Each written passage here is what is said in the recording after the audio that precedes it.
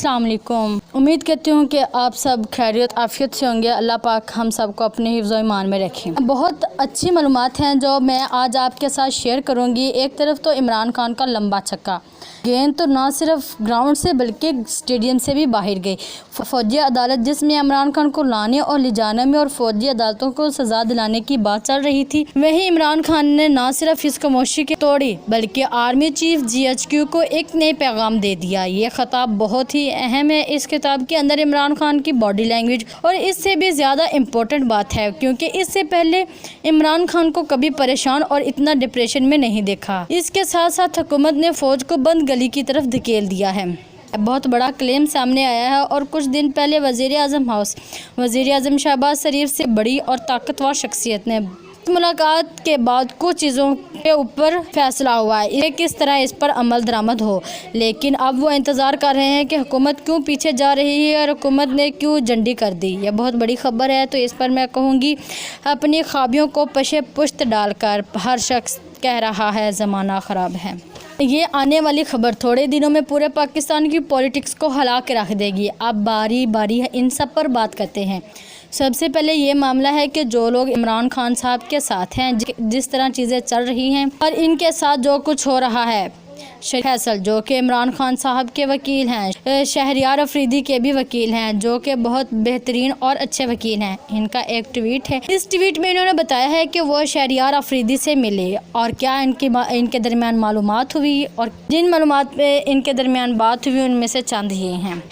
वो कहते हैं कि जब मैं शहरियार अफरीदी से मिला तो मुझे पता चला कि इस्लामाबाद हाई कोर्ट के ऑर्डर को नेगलेक्ट करते हैं। शहरियार अफरीदी को एक डेथ सेल से निकाल कर एक ऐसी जेल में रखा गया जिसकी हालत बहुत ख़राब है और जहां पर मुमताज़ को फांसी से पहले रखा गया था। इसके अंदर इन्होंने बताया कि इसमें कोई भी बाथरूम नहीं, शहरियार अफरीदी को कोई पिलो या कुशन वगैरह की कोई सहूलत नहीं मिल रही। और इन सब के अंदर इन्होंने ये भी बताया कि जिस जेल में शहरियार अफरीदी को रखा जा रहा है, इससे पहले यहाँ TB और एड्स के मरीज़ रह चुके हैं। इन सब बातों में से जो सबसे बड़ी बात यह है कि शहरियार अफरीदी के बड़े भाई जो कुछ ही दिनों पहले इंतकाल कर गए हैं, शहरियार अफरीदी ने ख्वाहिश की थी कि इनसे मुलाकात की जाए और इनके साथ कुछ लम्हात गुजारे जाएं, लेकिन इनको ये इजाज़त ना मिली। वो इस बात पर बहुत गमगीन हैं। एक तरफ तो ये सब कुछ जो चल रहा है और दूसरी तरफ फैसल फारूक चीमा है जो कि सरगोदा से हैं और ये तहरीक इंसाफ के MPA हैं। इन पर कुछ दिन पहले अमले तनकीद भी की जा रही थी क्योंकि ये वोट में शामिल नहीं हुई। ये उस वक्त की बात है जब ये थोड़े दिन पहले कौमी असम्बली के वोट किए जा रहे थे, लेकिन इन्होंने अपने एक्सक्यूज़ में ये कहा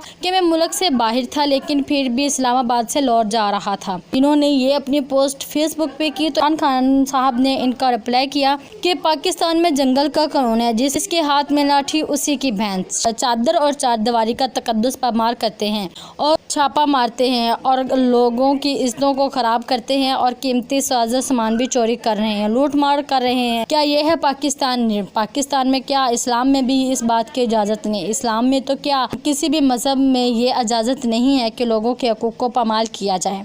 ए मेरे वतन के सजीले सियासतदानों, कोठियों कारों के तलबगार हो तुम, प्लाटों के परस्तार हो तुम, हमारी जान छोड़ो और हमें सुकून से रहने दो।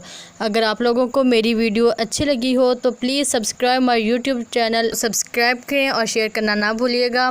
अल्लाह हाफिज़। अल्लाह पाक हम सबको अपने हिफ्ज़-ए-ईमान में रखें। आमीन।